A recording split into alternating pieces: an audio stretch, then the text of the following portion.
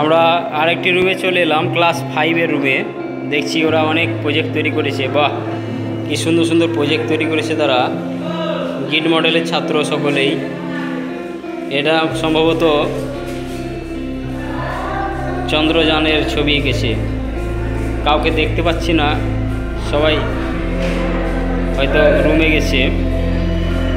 মানুষের ফুসফুস এটা এঁকেছে সুরাজ বাবু নামে একজন, ইজারুল শেখ, এমডি মুমাইয়াজ, কসিমউদ্দিন শেখ, এমডি আবদুল্লাহ এবং এমডি ফারুক আবদুল্লাহ। সকলেই দেখছি ক্লাস 5-এর ছাত্র। খুব সুন্দর ছবি এঁকেছে তারা। বাহ, খুবই সুন্দর সুন্দর প্রজেক্ট তৈরি করেছে তারা। গিট মডেলের ছাত্র। আচ্ছা, এখানে একজনকে দেখতে পাচ্ছি। তুমি কোন ক্লাসে পড়ো? তোমার নাম কি? কি নাম?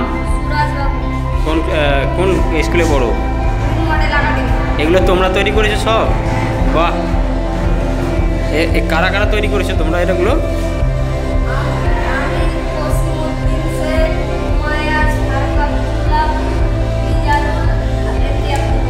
বাহ, কতদিন ধরে তৈরি করছো?